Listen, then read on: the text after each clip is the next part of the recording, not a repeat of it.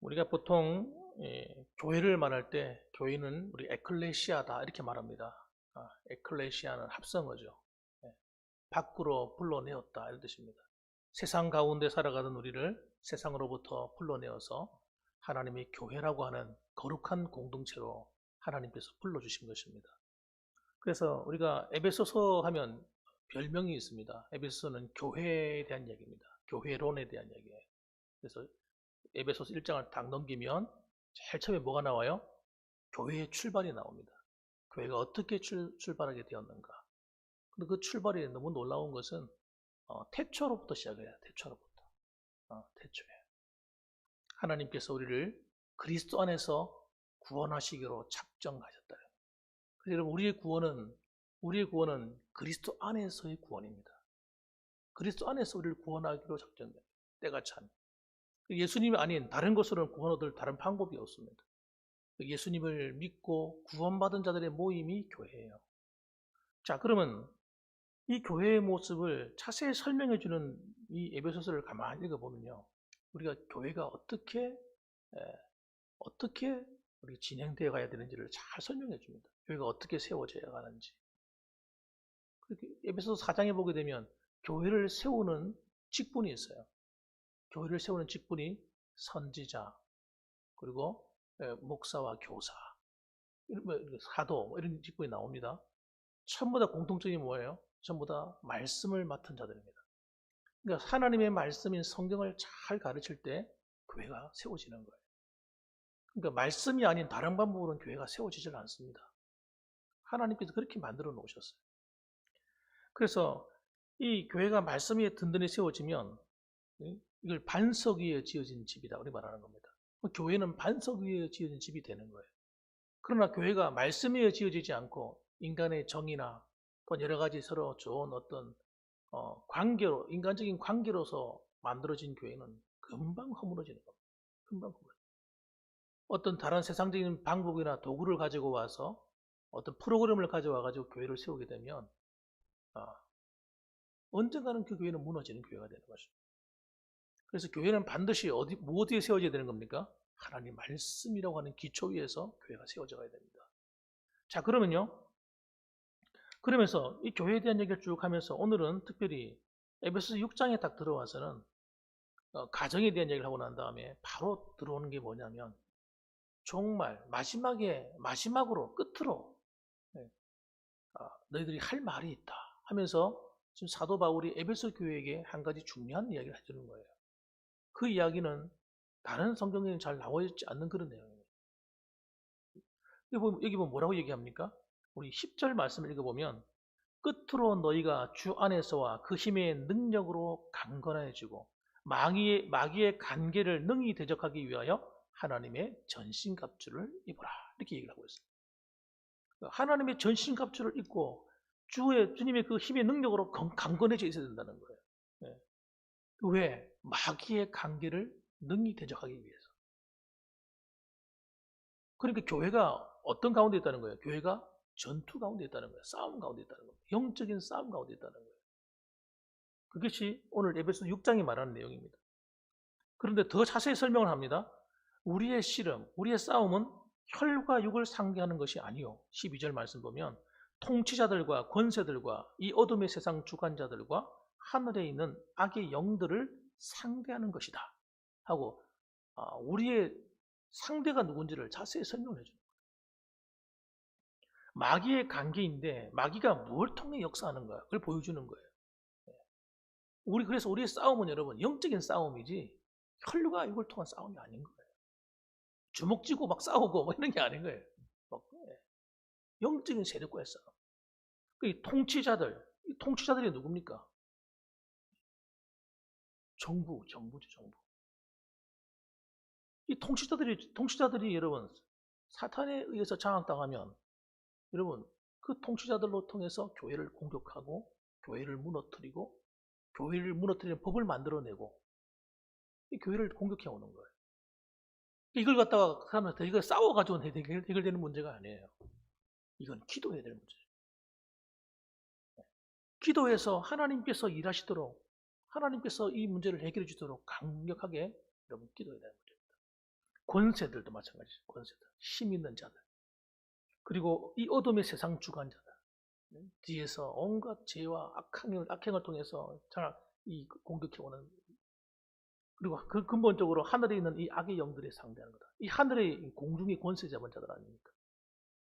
이런 것들이 오늘날 여러분 이 지상을 공격해오고 교회를 흔들어 놓고 교회마다 시끄러워요. 그래서 교회마다 문제 없는 교회가 없어요. 우리가 볼 때는 모든 교회는 은혜롭고 참 정말 그럴 것 같은데 교회마다 시끌시끌합니다. 왜 그렇습니까? 이런 영적인 전투 가운데 있는 교회이기 때문에 그런 거예요. 그래서 교회는 때로는 불완전하기도 하고 교회는 여러분 힘들 수도 있는 거예요. 교회를 완벽한 것으로 보면 안 됩니다. 지상에 있는 교회는 완벽할 수가 없습니다. 여러분. 그래서 우리가 해야 될 일이 뭐라고 얘기합니까? 하나님의 전신갑주를 입어서 항상 무장을 하고 있어야 된다는 거예요. 그 이야기를 하는 겁니다. 교회가 어려움을 당한 이유는 모두가 사람이 하는 일이라고 생각하시면 안 돼요. 사람이 어떤 환경이 어떤 무엇이 아닙니다, 여러분. 그 근본적인 배경에는 우리의 원수가 있는 거예요, 원수, 사탄이.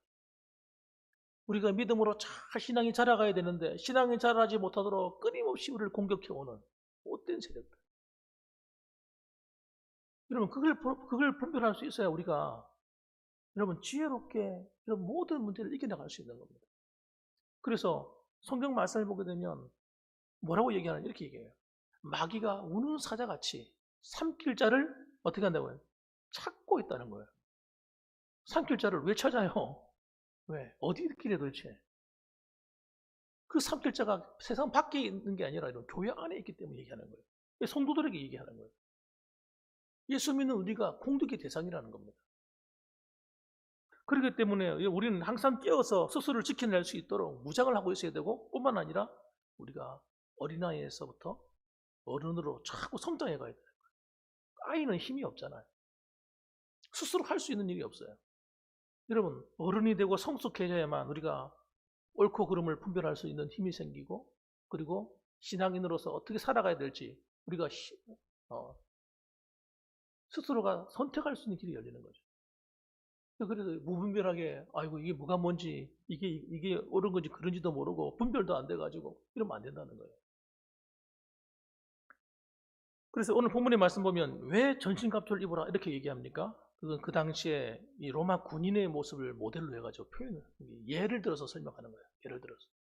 예를 들어서 우리가 어떻게 무장해야 되는지를 설명해 주는 겁니다. 그래서 성도들을 바라볼 때 성경은 두 가지를 얘기합니다. 첫째는 전투하는 전쟁 중에 있는 군인의 모습으로, 또 한 가지는 건축자의 모습으로 비유를 합니다. 이 건축자는 어떤 건축입니까? 우리는 하나님의 군사이면서 하나님 나라를 세워가는 건축자인 거예요. 하나님의 도구인 겁니다. 그래서 우리 이 시대는 어떤 시대입니까? 교회를 세워가는 시대입니다. 교회를 세우고 하나님 나라를 건설해가고 하나님의 영광을 이 땅에 나타내는 그런 사명을 우리 교회가 다 받아 있다는 걸 아셔야 됩니다. 그러니까 하나님이 주신 이 두 가지를 이해 못하고 신앙생활을 하면 안 되는 거예요. 반드시. 그래서 우리가 생각할 때는 하나님이 이 하나님 나라를 건설해가는 방법이 우리가 볼 때는 이해가 안 돼요. 왜 이해가 안 되느냐? 하나님 나라를 건설해가는 방법이 전도라는 미련한 것으로 시작하는 거예요. 전도한다고 해서 사람이 믿을까? 전도가 뭐 아무 힘도 없는데 세상 사람들이 막 조롱하는데 전도한다고. 왜 하필이면 전도를 하라고 하는 거야? 여러분 지금 우리는 그래도 기독교가 무엇인지도 알고 있고 교회가 어떻고 사람들이 다 알잖아요. 그러나 여러분 이 초대교회 당시에는 예수님이 누구신지 모르는 사람이 막 널려 있었던 거예요. 교회가 뭐야? 이방인들에게는 여러분 도대체 이해가 안 되는 거예요 이게. 그런데 전도도 했다. 전도를 통해서 구원하는 일을 해줬다는 거예요. 지금 우리가 전도하는 건요 사실 너무너무 쉬운 일이에요. 땅 짚고 헤엄치는 거예요 사실은. 복음을 통해서 전도를 통해서 진리의 말씀을 통해서 교회를 세우고 건축해 나가는 그런 사명을 우리에게 주셨다 하는 것을 잊지 마셔야 합니다. 자, 그럼 13절 말씀 다시 한번 읽어봅시다. 그래서 13절 말씀 읽어봅니다. 시작. 그러므로 하나님의 전신갑주를 취하라. 이는 악한 날에 너희가 능히 대적하고 모든 일을 행한 후에 서기 위함이다. 예. 이 악한 날에 너희가 능히 대적하고 모든 일을 행한 후에 서기 위해서라도 어떻게 전신갑주를 입어야 된다. 그렇게 말씀을 하고 있습니다. 예. 중요하다는 얘기죠. 예. 이 전신갑주를 입지 않고 살아가는 성도가 널려 있어요. 널려 있습니다. 완 비무장 상태예요. 지금 전쟁이 막 벌어지고 있는데 예? 적군이 와서 막 칼을 휘두르는데 가만히 아무 무장도 없이 그냥 전쟁할 준비도 안 되는 사람이 널려 있어요. 그래서 교회에서 시험 드는 일이 막 일어나는 거예요. 문제가 막 생기는 거예요. 마귀가 한번 탁 칼을 휘둘리면 교회가 휘청 휘청 휘청 성도의 신앙이 휘청 휘청 휘청거리는 거예요.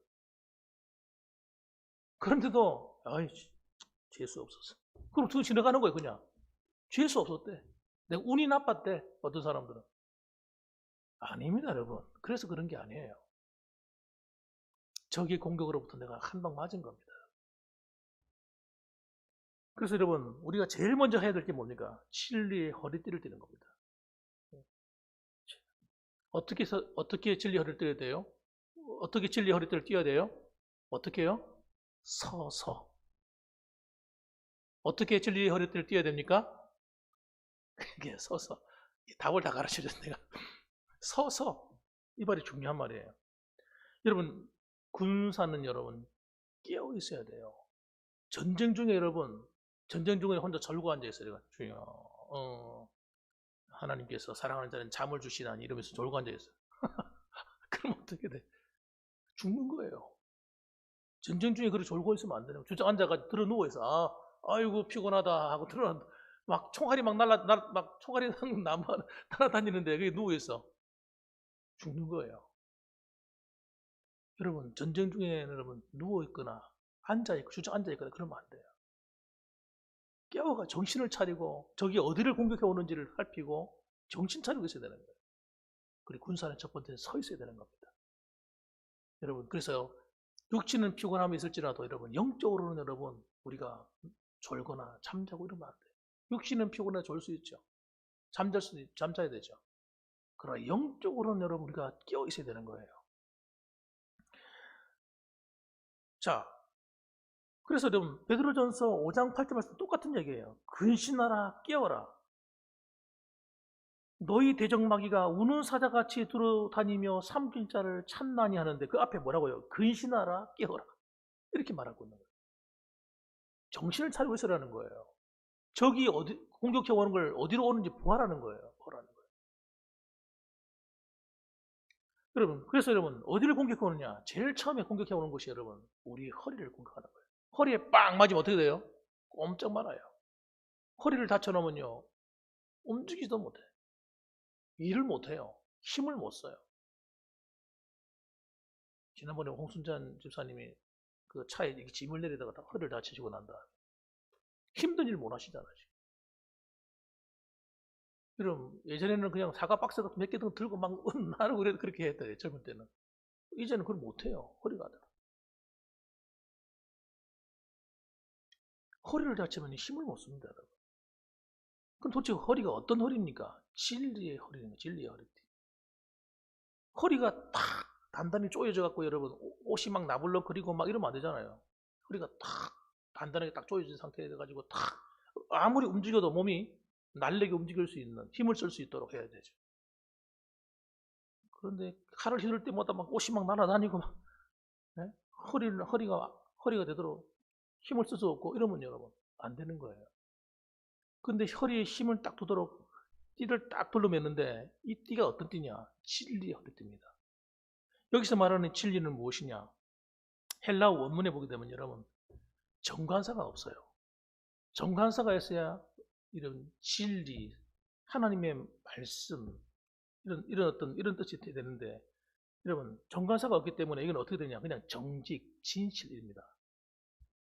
무슨 뜻이냐면 이 마귀가 하는 일은 거짓말하고 속이고 그리고 정직하지 않은 거예요. 마귀가 하는 일이 그런 거예요.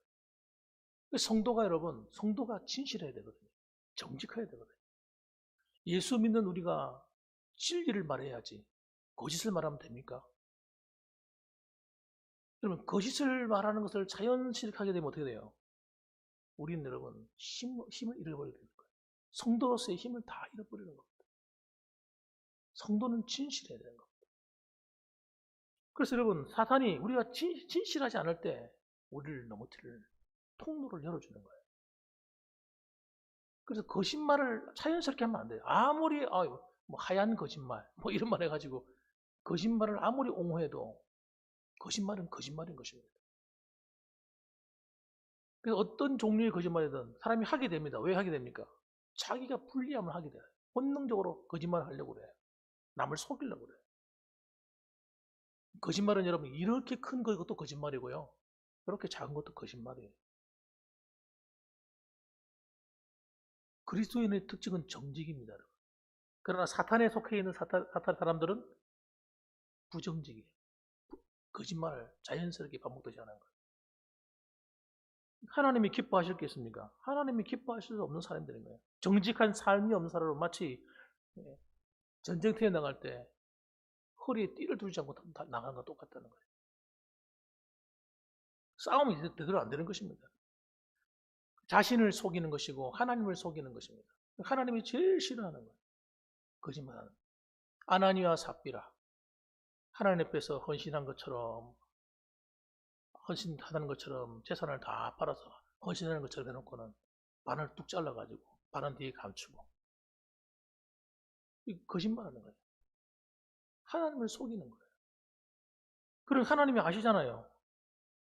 초대 이 교회가 처음 출발하고 있는데 교회가 거룩해야 되는데 교회 안에 거룩이 사라진 거예요. 그래서 하나님 어떻게 하십니까? 하나님이 베드로에게 가르쳐 주시는 거예요. 성령께서. 그 거짓말 하다가 거짓말 회개할 수 있는 기회를 줍니다. 이게 정말 네가 이것 전부 다 네가 바친 게 전부냐? 물어봅니다. 여러 번 물어봐요. 물어보는데 예 맞습니다. 내가 한 겁니다. 그러다가 죽었어요. 여러분 성도가 진실해야 되는 거예요. 진실하지 않으면 여러분 영적인 전쟁에서 무조건 패하게 되는 겁니다. 뭐 어쩔 수 없어요. 이건 다 넘어지게 돼 있어요. 그럼 두 번째는 여러분 의의 호심경을 붙이는 겁니다. 이 의의 호심경이는 가슴에다 붙이는 거예요. 가슴에 이렇게 단단한 가죽 같은 거나 구리 같은 걸 가슴을 덮어서 심장을 보호하는 겁니다. 화살을 쏴서 화살이 날아오거나 칼에 맞을 때 심장을 다치면 안 되니까 가슴을 찌르지 못하도록 이렇게 보호하는 그런 거예요. 여기서 말하는 의도 여러분 우리가 생각할 때는 뭐 칭의 같은 그런 건 줄 알지만 칭의가 아닙니다. 칭의가 아니고 우리가 삶 속에 의를 드러내는 삶을 말하는 거예요. 의로운 삶을 말하는 거예요. 거짓이 아니고 하나님 앞에서 이런 의로운 삶이 있어야 되는 거예요. 예수 믿는다고 하면서 칭의를 가진 사랑 성도라고 하면서 우리가 의롭지 못해. 그런 사람은 여러분 마귀가 갖고 노는 사람이 되는 겁니다. 장난치는 거예요. 이건 뭐 아무것도 아닌 거죠. 우리가 진실하고 의로워야 마귀가 두려워하는 성도가 되는 거예요. 그런데 뭐 적당히 그냥 불성실하고 적당히 대충 의롭지 못하게 살고 웬만한 죄를 지어도 이 정도야 뭐 하나님이 이해하시겠지. 이런 정도 죄 안 짓고 어떻게 살아? 아이고 이런 죄 안 짓고 어떻게 뭐 사업을 해? 있다고 말을 하고 다니는 성도들은 여러분 성도의 자격이 없는 거예요. 여러분 어떻게 하나님 복을 받아요? 그래가지고 여러분 적당히 여러분 하나님이 제일 미워하는 거예요. 그거. 사탄이 제일 좋아해. 그래 그렇게 살아 그렇지 맞지 그렇게 사는 거예요. 야 뭐 그래 고리타분하게 예수를 믿어. 그래 그 정도 그렇게 누가 그런 정도 죄 안 지고 사는 사람이 있어 어디? 이렇게 속이는 거예요. 그러니까 어떻게 영적인 전쟁에서 이길 수 있겠어요? 밥이지 밥. 완전히 마귀 밥인 거예요. 우리는 대단한 것을 막 지켜야만 이기는다 생각해요. 아닙니다. 조그만 거예요. 별거 아닌 거. 별거 아닌 이거. 이런 것들이 우리가 영적으로 살아있지 못하게 만드는 거예요. 넘어뜨리는 거예요. 그냥 우리 심장을 갖다가 적군한테 그냥 다 드러내고 사는 거예요. 마귀가 칼로 그냥 푹 찌르고, 아이고, 나 잡아져가지고, 못 일어나는 거죠. 여러분, 그러므로 우리는 여러분, 우리의 부족함과 우리의 의롭지 못한 모습이 드러날 때마다 여러분, 우리가 이 영적인 전쟁에서 승리하려고 그러면 빨리 뭐 해야 됩니까? 회개해야 돼요. 조그만 것이라도 하나님 앞에 회개하셔야 돼요. 여러분, 의롭지 못한 것을 두고 살면 안 돼요. 의롭지 못한 건 더러운 거예요. 이 더러운 것을 두고 살면 어떤 일이 벌어지느냐? 여러분, 더러운 것에는 뭐가 꼬입니까? 파리가, 똥파리가 꼬여요. 바퀴벌레가 날아와요. 어디서 나타나요? 우리를 다 더럽게 만듭니다. 어떻게 성령님이 역사할 수 있겠습니까? 어떻게 하나님의 영광이 그 교회 위에, 그 가정 위에 나타날 수 있겠습니까? 그건 있을 수가 없는 거예요. 어떻게 하나님의 기적이 일어날 수, 그 교회에 하나님의 영광을 드러낼 수 있겠어요? 성도들이 그런 거 생각하지 않는 거예요. 내가 말 한마디 하는 거, 내가 행동하는 거 하는 거, 이것이 어렵지 못하다는 것을 모르는 거예요. 그래서 하나님 말씀대로 살지 않는 모든 게 불인 겁니다, 여러분. 우리가 성경 말씀을 제대로 읽어야 우리가 어떻게 사는 것이 하나님 말씀대로 사는 건지 알아요. 이게 그렇게 살지 않으니까 교회에 아무런 일이 안 일어나는 거예요. 오늘 한국 교회가 왜 하나님의 영광이 점점 사라져 갑니까? 왜 기적이 일어나지 않습니까? 하나님 죽으신 하나님입니까? 아니에요. 그래서 그런 게 아니라니까요. 성도들이 불의해서 그런 겁니다. 불의해서. 그래서 교회를 갖다가 뭘로 만들어요? 마귀의 집으로 만들어버려요. 교회를 갖다가. 불의한 성도가 가득 앉아 예배 드리는데 하나님 영광 받으시겠습니까? 영광 받으실 리가 없어요. 마귀가 장난치고 집 짓고 사는 그런 터가 돼버려요. 교회 예배당이. 누가 그러더라고요. 어떤 교회는 말이죠. 환상을 보는데 지붕 위에 그냥 마귀들이 쫙 귀신들이 들어앉아가지고 탁 앉아있더라면서. 그런 얘기 하더라고요. 그런 예화는 여러분, 나쁘고는 얘기예요, 사실은. 그런 말 들었어도 안 되고, 그런 걸 보았어도 안 되는 거예요, 사실. 왜? 하나님의 영광이 떠나면요, 그렇게 되는 겁니다. 그 이유가 뭡니까? 우리가 별거 아니라고 생각하는 그 죄 때문에 그런 거예요. 불의 때문에 그런 거예요. 불의하면요, 성령이 역사하지 않으세요. 성령이 슬퍼하시고 탄식하시는 거예요. 그래서 여러분, 그런 것들이 드러날 때마다 우리가 어떻게 합니까? 우리는 그 즉시 회개해야 돼요. 그 즉시. 큰 죄는 회개하고 있는 정도는 이게 아니라 조그만 것이라도 내가 말이 실수하지 않았나? 하나님 혹시 내 말로 인해서 다른 사람이 상처받지 않았을까요? 내 말 때문에 또 내 행동 때문에 내가 혹시 다른 분 이렇게 살아가면 여러분 이건 뭐 누가 뭐라 할 필요도 없어요. 그 교회는 그 교회나 그 가정이나 그 이웃이나 사회가 좋아질 수밖에 없는 거죠. 마태복음 6장 1절 말씀. 사람에게 보이려고 그들 앞에서 너희 의를 행하지 않도록 주의하라. 그리하지 아니하면 하늘에 계신 너희 아버지께 상을 받지 못하느니라. 우리가 의롭게 사는 척하는 것도 죄예요. 사실 뒤에서는 그렇지 않으면서 앞에서는 의로운 척, 내가 착한 일을 하는 척, 하나님 앞에 선한 일을 많이 하는 척. 이게 불이란 말이에요. 이것도 불이란 말이에요. 뒤에서는 사람을 막 미워하면서 앞에서 그렇지 않은 척. 여러분 그러면 안 되는 거예요. 겉과 속이 똑같아야 되는 거예요. 그래서 여러분 앞에서나 뒤에서나 남을 험담한다든지 남을 비난하는 일 절대 멈추셔야 돼요. 무조건 멈추셔야 돼요. 누구를 위해서? 나를 위해서. 내 영혼을 위해서. 내 영혼을 위해서. 그렇게 할 때 하나님의 은혜가 임할 뿐 아니라 여러분 사탄이 두려워하는 성도가 된다는 거 아셔야 돼요. 그래서 세 번째는 여러분 평안의 복음에 예비하는 신을 신으라고 얘기합니다. 평안의 복음입니다. 정답이죠, 정답이에요. 복음은 우리에게 평안을 주는 거예요. 하나님과 죄인 사이에서 화평케 해요. 하나님과 우리가 불화할 때는 여러분 평안이 없었어요. 늘 마음이 걱정거리, 두려움, 염려, 답답하고 마음이 편안하지 않았어요. 사람들도 그렇지 않습니까? 사람끼리 불화하게 되면 마음이 평안이 다 깨져버리잖아요. 하나님과도 마찬가지. 더더욱 그런 거죠. 그러던 우리가 복음으로 말미암아 예수님이 십자가의 그 은혜로 말미암아 우리가 하나님과 화목하게 되면서 우리 안에 하나님 주신 평안이 물밑에 들어오는 거예요. 여러분 그 평안이 있어야 여러분 우리가 인생을 살아갈 때 즐겁고 행복한 거예요. 당연한 이야기겠죠. 그것이 우리의 발판인 겁니다. 그래야 내가 무슨 일을 당해도 담대한 거예요. 왜? 하나님이 나와 함께 하니까. 나의 구원자신 그분이 날 붙들고 계시니까. 누가 뭐라 하든지 간에 뭐 걱정이에요. 뭐 두려울 거예요, 그게. 사탄이 뭐 온갖 짓을 다 한다더라도 하나도 두렵지 않죠. 담대한 거예요, 그 앞에서. 여러분. 근데 그 평안이 깨져버리면 이 말이 무슨 말이에요? 하나님과 관계가 깨졌다는 얘기하는 거예요. 평안이 깨졌다는 얘기는 하나님과 나 사이가 깨어졌어요. 내 마음에 평안이 없어. 왜 마음이 편안이 없을까? 하나님과 나 사이의 관계가 깨어질 때 평안은 사라져버리는 겁니다. 어디 갔는지 없어, 어디 갔는지. 아무리 찾아봐도 보이지는 않습니다. 그런데 우리가 영적인 싸움을 어떻게 하겠어요? 그래가지고.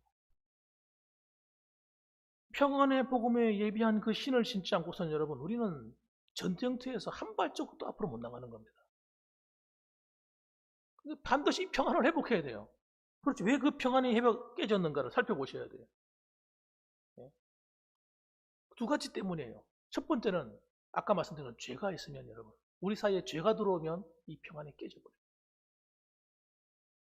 아무리 구원받고 하나님 큰 은혜를 받고 놀라운 막 오늘 역사를 체험한 사람이라 할지라도 내가 삶 속에서 개인적으로 하나님과 관계가 비틀어져서 문제가 생겨버리면 평안이 다 깨져버려요. 평안이 없어. 기쁘지가 않아요. 평안이 없으니까 내가 마음이 편안하지 않으니까 다른 사람을 대할 때도 평안할 수 없는 거예요. 평안하지 않죠. 좋은 말도 안 나가. 여러분 희한한 거예요. 내가 마음이 편안하지 않으면 여러분 다른 사람에게 좋은 말 할 수 없어요. 내가 내 안에 샬롬이 있어야 돼. 샬롬. 하나님이 주신 샬롬이 있어야 돼. 그 다른 사람하고 샬롬을 나눠줄 수가 있는 거예요. 두 번째 여러분 왜 깨어지는가? 그건 우리가 마땅히 해야 될 일을 하지 않을 때 깨집니다. 내가 직분자로서, 내가 성도로서 내가 해야 될 일이 있는데 그 일을 하지 않으면 평안이 깨져버려요. 내 마음이 불안해요. 기쁘지가 않고 즐겁지가 않아요.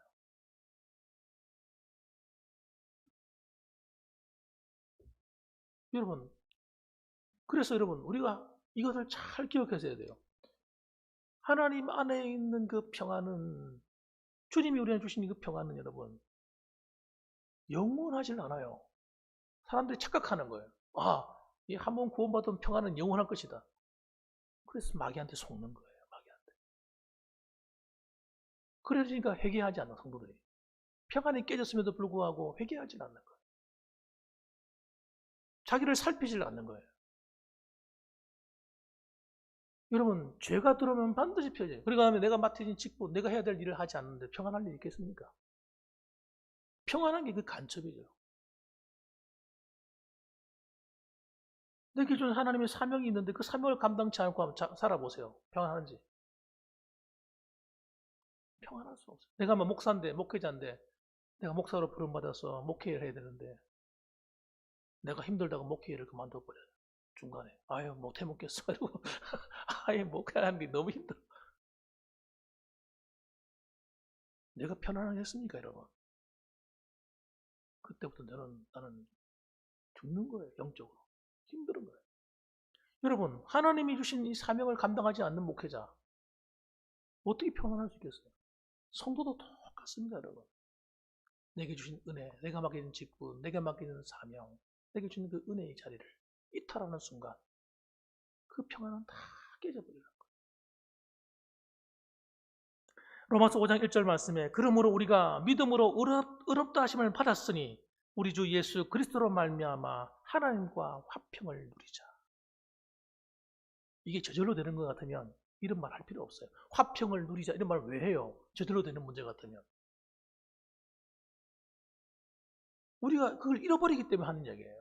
우리가 의롭다 하심을 받았어요. 그렇다면 마땅히 우리가 주님과 함께 화평을 누리는 삶으로 나아가야 된다라고 이야기를 하고 있는 것입니다. 네 번째, 구원의 투구를 써야 합니다. 따라합시다. 구원의 투구. 구원의 투구는 여러분 전쟁을 할 때 굉장히 중요한 거죠. 투구를 벗어버리는 순간 여러분 사람 머리가 깨어지면 살 사람이 어디 있겠습니까? 죽는 거예요.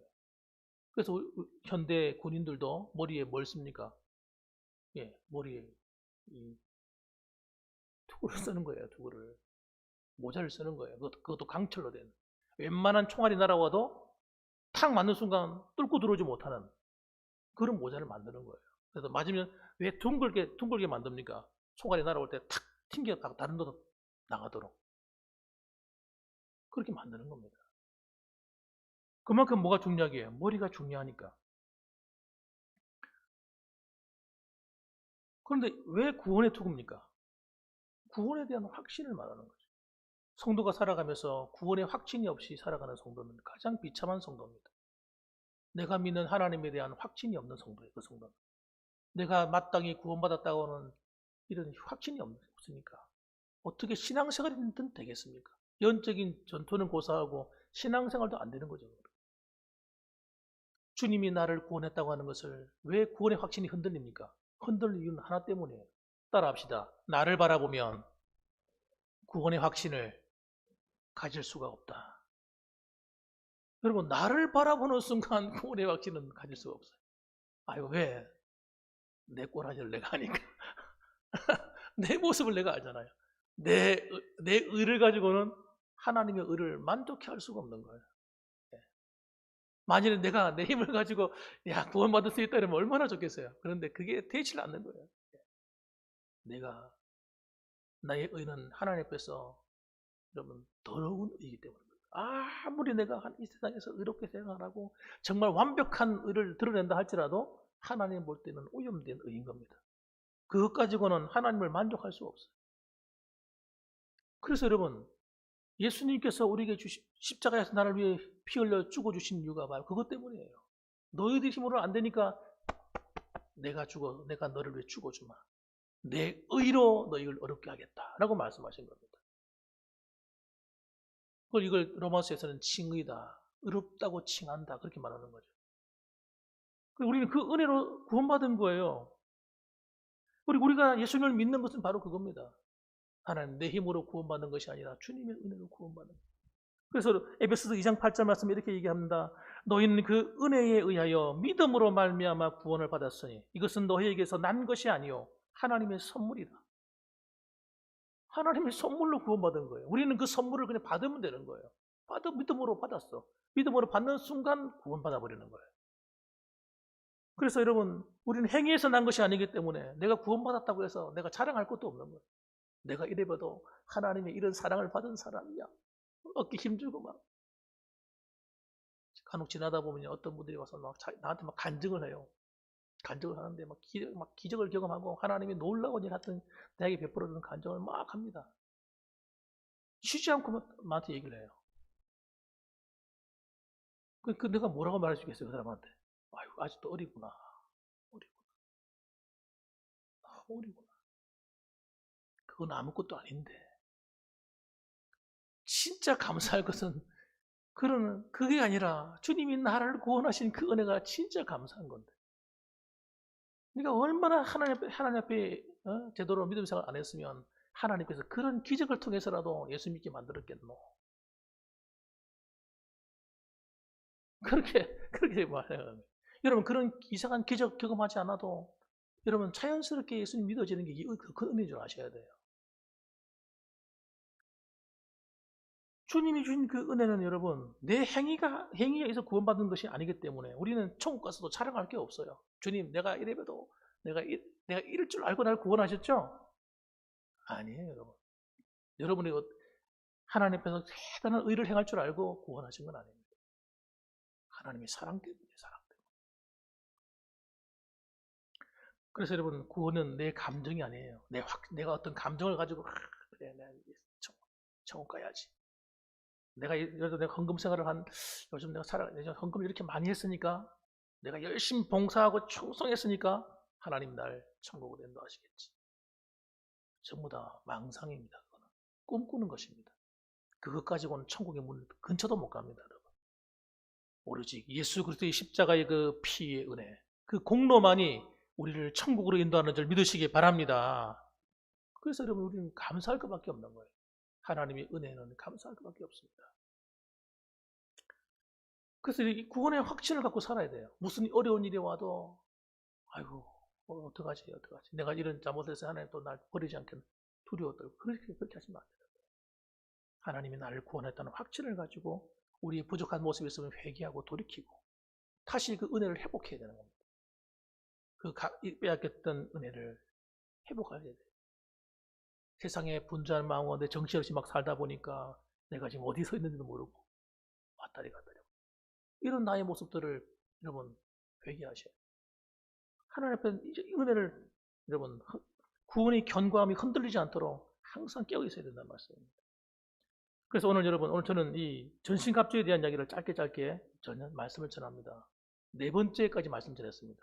다음 주에는 그 이어서 다음 주가 또 중요하기 때문에 다음 주에 이어서 말씀을 전하도록 하겠습니다. 다 같이 한번 기도하십시다.